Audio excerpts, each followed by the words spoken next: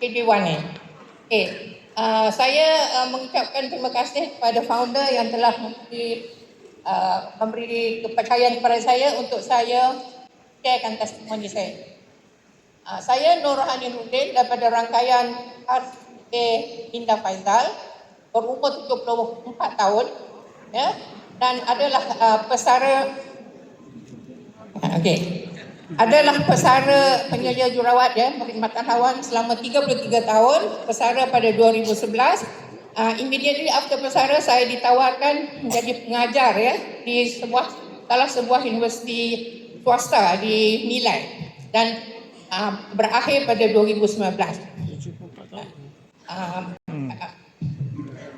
Sejarah my medical history. Saya adalah seorang hypertensif, hyperlipidemia, bilateral knee osteoarthritis, post-hydradectomy nodular, gout, and the latest is retinal problem.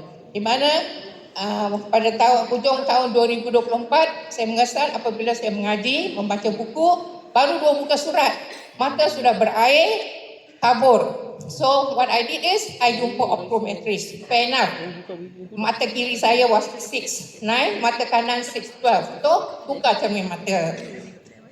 Tapi, after a few months, I detected that problem tu balik, and now I have floaters in my eyes. So, I went back to the optometrist and asked them, and they said, if it is concerning to floaters, mereka tak boleh buat apa-apa. Saya kena refer kepada pakar mata. Pakar mata di mana selalunya apabila ia berkaitan dengan floaters, ia adalah sama ada retinal detachment, retinal tear, ataupun macular degeneration. Saya tak pergi ke pakar. Saya lepas introducer saya pada B adalah sahabat saya, iaitu Sabaria Ahmad.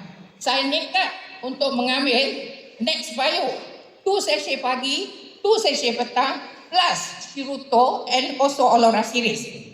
2 weeks. Within the 2 weeks, I find there's some difference dalam mata saya, mana ada perubahan.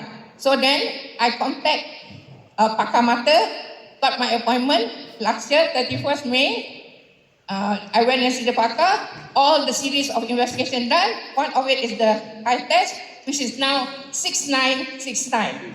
I'm happy. And then, thank you. And then, come to the scan.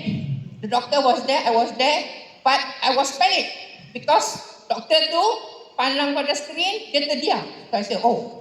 Then he turned to me. Makcik, ini gambar makcik ni, scan mata makcik ni. Tapi saya kagum. Mata makcik is so healthy, so beautiful, no retinal tear, no retinal detachment. Floaters are already diminishing, and only your macular, a small bit of macular degeneration. So, tak perlu pergi operation, you hanya tukar cermin mata dengan kanta you membetulkan your bifocal angle. Ada silap and come back 1 year. Syukur, Alhamdulillah. Dengan nekat saya mengambil Shiruto, mengambil eye vision 2 sesi, 2 pagi dan petang, plus Shiruto and Olora series, my eyes improve. I dah boleh membaca buku, I dah boleh membaca Quran. But apa yang penting, I want my eyesight so that I can ikut rombongan BELT.